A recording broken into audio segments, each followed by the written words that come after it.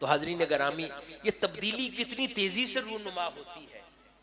تو یہ کیسے ممکن ہے کہ زمانہ تیزی سے بدلتا رہے اور لوگوں کی کیفیات بدل رہی ہوں، لوگوں کے حالات بدل رہے ہوں، نئے نئے افکار کی ضرورت ہو، نئے نئے مسائل کے حل کی ضرورت ہو، نئے نئے فتوے درکار ہوں، نئے نئے فتنے وجود میں آ رہے ہوں، اور آپ بیٹھ کر بات صرف زمانہ کون کی کریں؟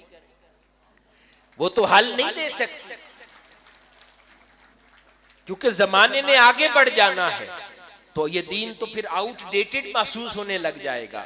اس لیے اللہ پاک نے پھر اس مسئلے کے حل کے لیے ایک نظام وضع فرمایا، اور آقا علیہ الصلوۃ والسلام نے ارشاد فرمایا.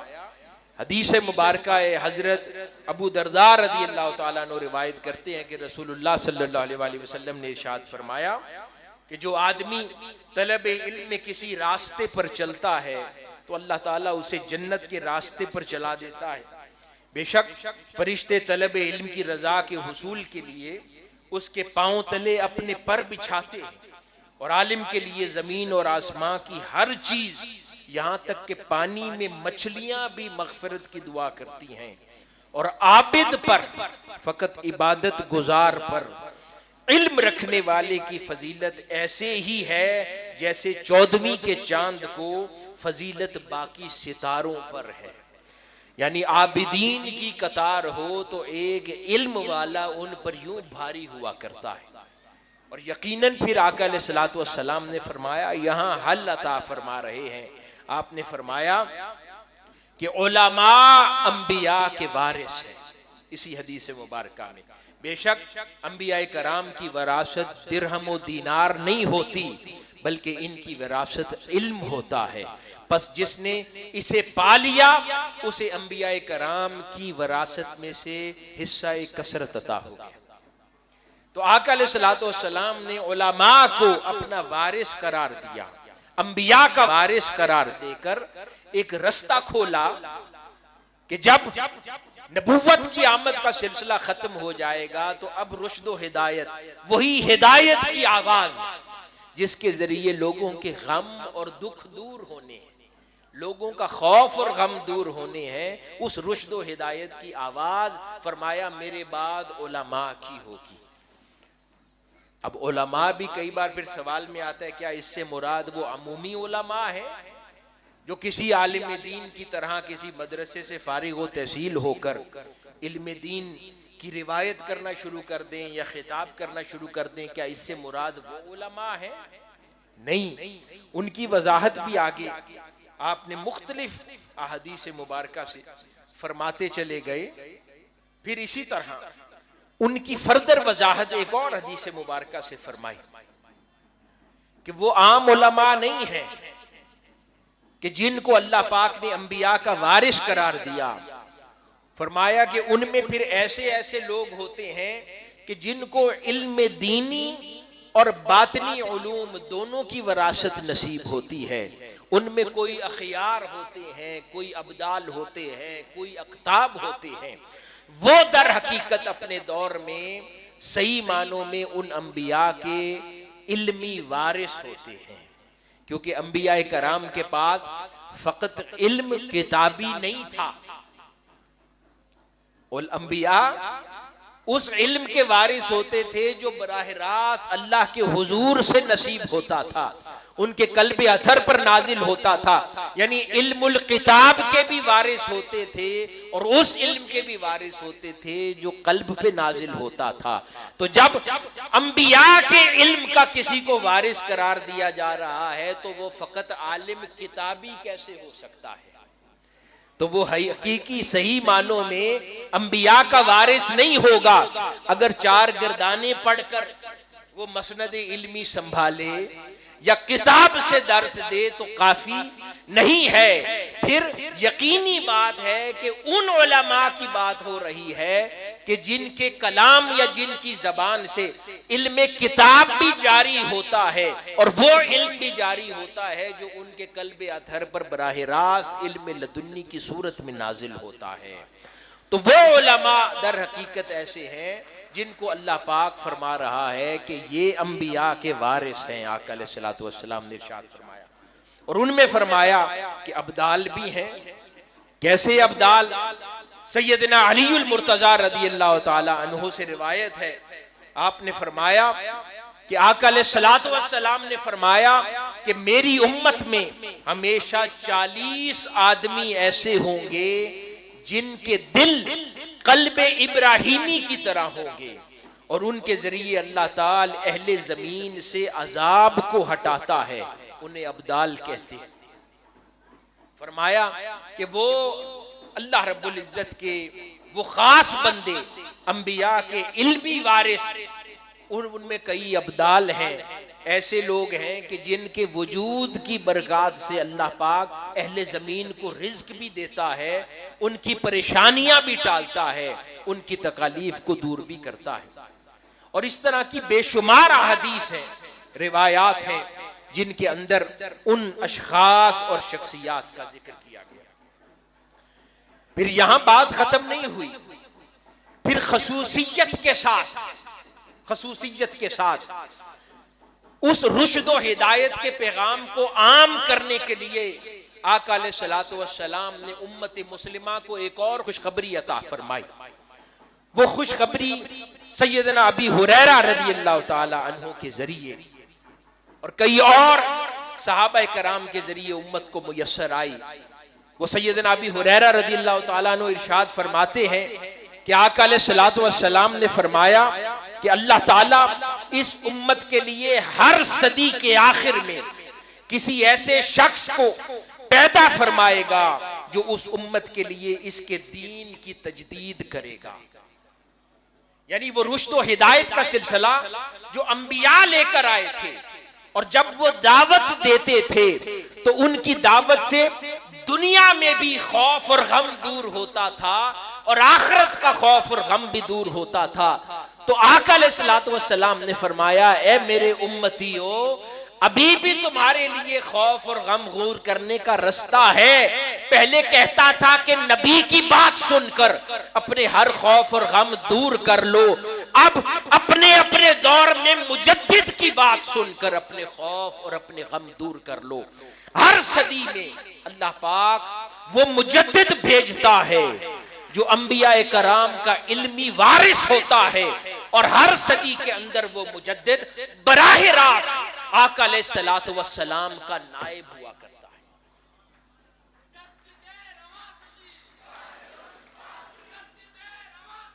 ایک اور حدیث مبارکہ میں روایت ہوا کہ اللہ تعالیٰ ہر صدی کے اختتام پر لوگوں کی رشد و ہدایت کے لیے ایسے شخص کو بھیجتا ہے جو لوگوں کو سنت کی تعلیم دیتا ہے اور رسول اللہ صلی اللہ علیہ وآلہ وسلم کی طرف منسوب جھوٹی باتوں کو دور کرتا ہے۔ مجدد غلط باتیں جب اللہ کے دین کے ساتھ منسوب ہو جائیں، آقا علیہ الصلوۃ والسلام کی تعلیمات کے ساتھ منسوب ہو جائیں، تو جو اٹھ کر ان غلط باتوں کو دور کر دے اسے مجدد کہتے ہیں۔ اب حاضرین محترم ذرا کہیے، آج سے 20 سال پہلے پر ذرا نظر دوڑائیں کہ وہ زمانہ جب ہر کوئی کھڑا ہو کر امت مسلمہ کی طرف انگلی اٹھاتا تھا، آقا علیہ الصلوۃ والسلام کی طرف انگلی اٹھا کر کہتا تھا کہ اسلام دہشت گردی کا دین ہے، اسلام انتہا پسندی کا دین ہے، اور انتہا پسندانہ باتیں آقا علیہ الصلوۃ والسلام سے منسوب کی جا رہی تھی، انتہا پسندانہ باتیں آقا علیہ الصلوۃ والسلام کے عطا کردہ دین سے منسوب کی جا رہی تھی۔ تو ذرا ذکر کیجئے کہ پھر کون سی ہستی اس دور میں کھڑی ہوئی اور ببانگ دہل انہوں نے کھڑے ہو کر آقا علیہ الصلوۃ والسلام سے منسوب ہونے والی نامناسب باتوں کو اسلام سے جدا کر کے دکھایا۔ کہا کہ جو کچھ یہ دہشت گرد کہتے ہیں وہ سب کچھ ہو سکتا ہے، آقا علیہ الصلوۃ والسلام کی تعلیمات نہیں ہو سکتی، اور جو آقا علیہ الصلوۃ والسلام فرماتے رہے اس کو جدا کر کے دکھایا۔ ایک وہ سکیچ تھا جو اسلام دشمن نے بنایا، اور اس ہستی نے پھر ریئل سکیچ آف رسول اللہ صلی اللہ علیہ وآلہ وسلم بنا کر دکھایا اور بتایا کہ یہ وہ امن کی تعلیمات ہیں جو آقا علیہ الصلوۃ والسلام نے عطا کی ہیں۔ یہی وہ کام ہے جو احادیث مبارکہ میں بیان ہوا کہ مجددین کیا کرتے ہیں. اور مجددین کون ہوتے ہیں؟ مجددین اس صدی میں رسول اللہ صلی اللہ علیہ وآلہ وسلم کے نائب ہوتے ہیں.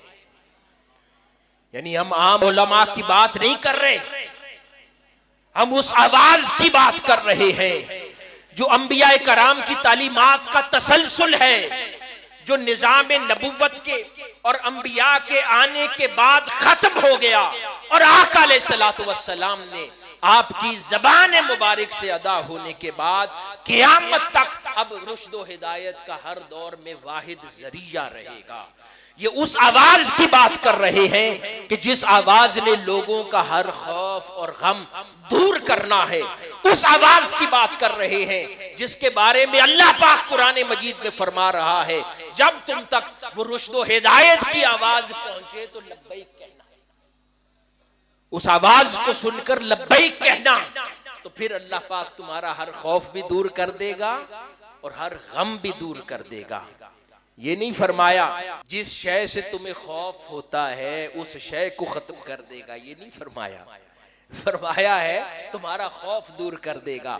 جب تک یہ زمانہ ہے ظالم موجود ہے اور انسان ظالم سے ڈرتا ہے، لیکن جب کوئی کسی عظیم المرتبت کے صدقے سے ان کے ساتھ وابستہ لوگوں کے دل سے اس ظالم کا خوف نکال دے تو پھر ظالم سامنے بھی کھڑا ہو تو آنکھوں میں آنکھیں ڈال کے بات کرتا ہے، خوف زدہ نہیں ہوتا.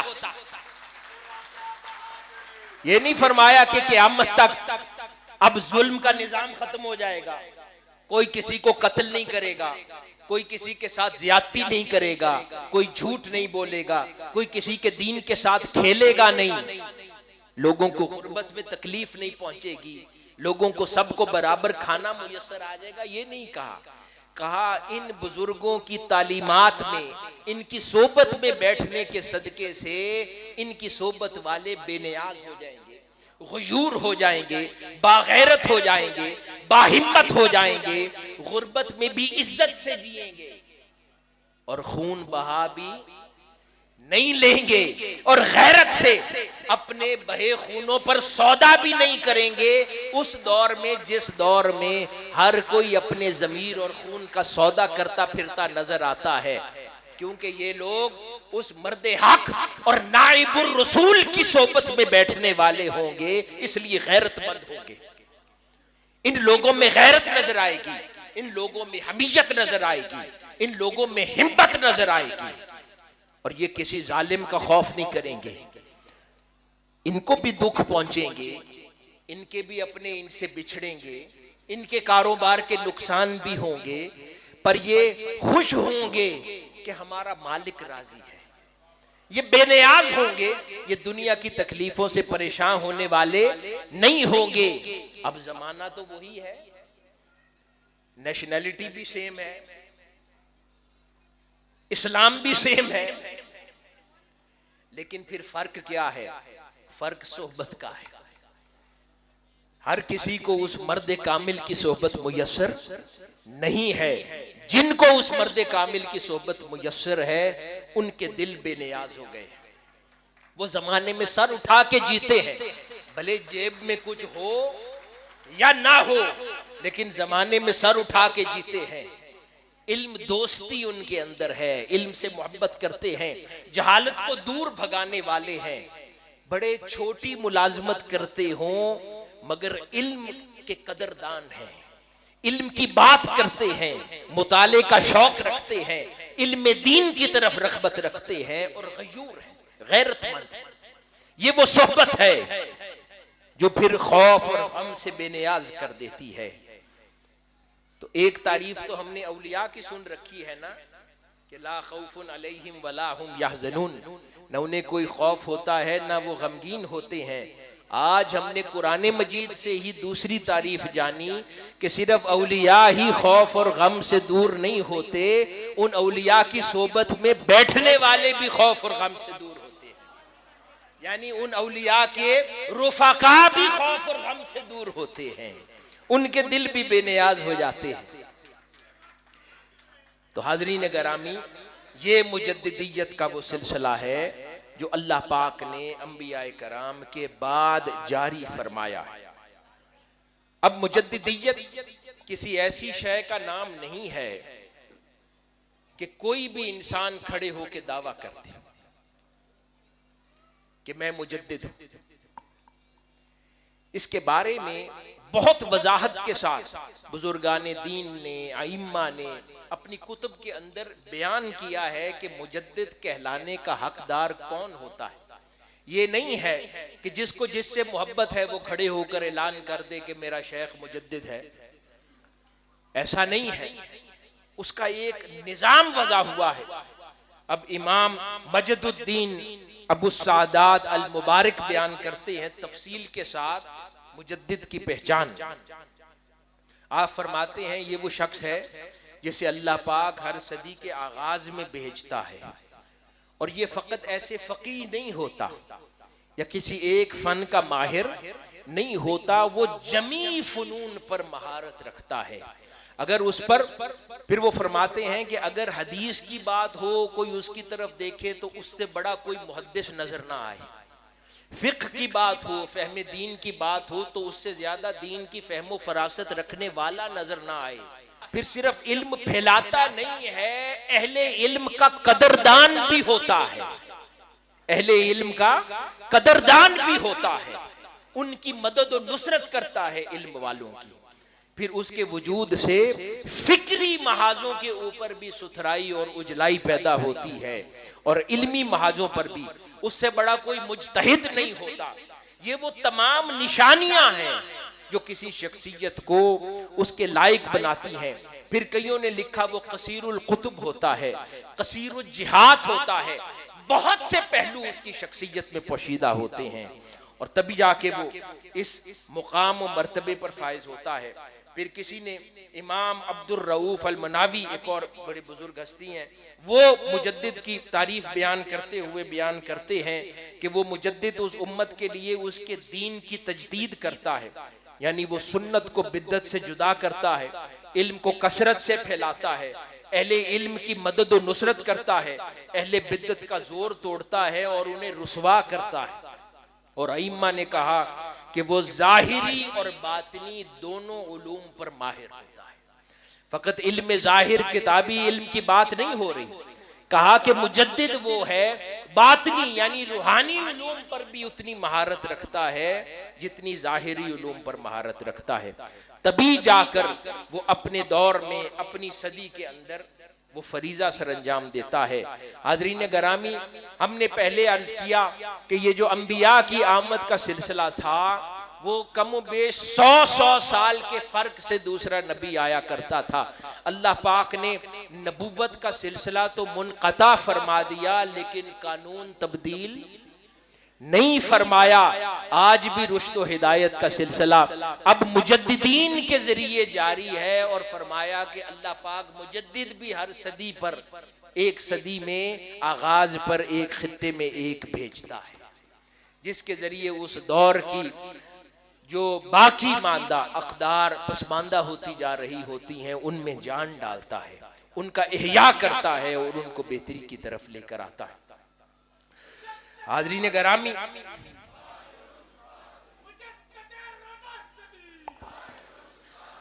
حاضرین گرامی، اللہ پاک نے ہمیں اس صدی میں، اس صدی کی مجدد شخصیت شیخ الاسلام پروفیسر ڈاکٹر محمد طاہر القادری مدظ اللہ العالی کے ساتھ وابستہ فرما دیا۔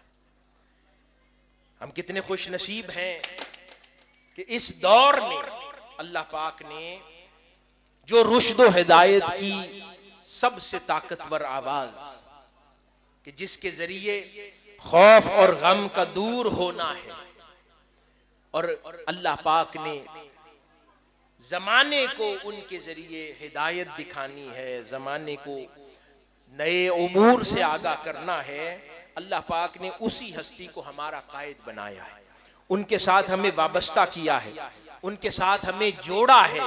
اور حاضرین گرامی، یہ مجددین 100 سال بعد جب آتے ہیں، ایک اور خاص اہم نقطہ کہ اللہ پاک نے یہ سلسلہ کیوں جاری رکھا ہے اور یہ لوگ کیسے ہوتے ہیں۔ मुजद्दिदीन ये लोग कैसे होते हैं? जब जमाना बदलता है, आज के दौर को जरा, हमारी माएँ बैठी हैं यहाँ पर, बहनें बैठी हैं, भाई हैं, वालिदैन हैं, जरा गौर कीजिए कि आज जब नौजवान नस्ल को देखते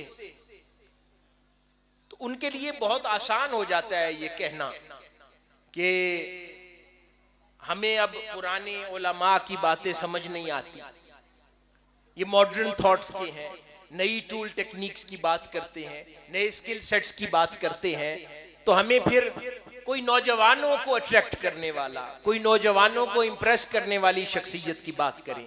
और यहाँ पे स्टेज पे ही हमारी एक मेहमान मुकर्ररा फरमा रही थी कि मैंने देखा है कि शेखुल इस्लाम ने इस दौर के नौजवानों को, नौजवान नस्ल को कसरत के साथ अट्रैक्ट किया है और अपने साथ वाबस्ता किया है। तो दर हकीकत मुजद्दिदीन इसी मकसद के लिए आते हैं कि जब जिस दौर में दीन पर अमल पैरा होना मुश्किल हो जाए, उस दौर में मुजद्दिद आकर उस दीन की अक़दार पर अमल करके लोगों को दिखा देता है कि नहीं, आज भी इस सदी के अंदर भी दीन की उन्हीं बुनियादों पर उसी अंदाज और कमिटमेंट के साथ अमल किया जा सकता है। तो ये बुनियादी तौर पर एक मुजद्दिद की आमद का मकसद होता है, जिसके जरिए हमें ये खबर मिलती है। आका अलैहिस्सलातु वस्सलाम की एक हदीस मुबारका है। आका अलैहिस्सलातु वस्सलाम ने फरमाया कि दीन या इस्लाम के बारे में दो अल्फाज आए हैं, दीन या इस्लाम। फरमाया इस्लाम अपने आगाज में बड़ा अजनबी था, इसे बड़ी अजनबीयत से दो चार होना पड़ा। अजनबीयत क्यों, ये गौर से सुने। अब ये पैगाम रुफका वाबस्तगान को दे रहा हूं जो हुजूर शेखुल इस्लाम के पैगाम को आम करने में मसरूफ है। आका अलैहिस्सलातु वस्सलाम ने फरमाया कि ये दीन बड़ी अजनबीयत का शिकार था। क्यों? क्योंकि एक रविश में, एक मुआशरे में, एक कल्चर में नई बात थी। तो नई बात अकेली होती है, नई बात अजनबी होती है। जब तक उसको कसरत से मानने वाले लोग ना हो तो वो बात अजनबी होती है, और जूं जूं वो बात लोगों में आम हो जाती है तो अजनबीयत दूर हो जाती है, फिर वो बात वहां की बासी लगती है, फिर उस बात को अपनाइयत महसूस होती है। आका अलैहिस्सलातु वस्सलाम ने फरमाया कि जिस तरह इस्लाम अपने आगाज में अजनबी था, जब मेरी उम्मत के अवाखिर दौर आएंगे मेरा दीन फिर अजनबी हो जाएगा। बिस्मिल्लाहिर्रहमानिर्रहीम। अल्लाहुम्मा सल्लि अला सय्यिदिना व मौलाना मुहम्मद व अला आलिहि व सहबिहि व बारिक वसल्लम। बदलते दौर के चैलेंजेस और फितनों के इस माहौल में अपने ईमान की हिफाजत, फिक्री इस्लाह और दीन मतीन की सच्ची खिदमत के लिए एक ऐसे माहौल की ज़रूरत है जहाँ इल्म, अमन और मोहब्बत का पैगाम मिले। मुजद्दिद रवां सदी शेखुल इस्लाम डॉक्टर मोहम्मद ताहिर अल कादरी की सरपरस्ती में तहरीक मिनाजुल कुरान इंटरनेशनल आपको दावत देती है कि आप भी इस तजदीदी और दावती सफ़र का हिस्सा बने।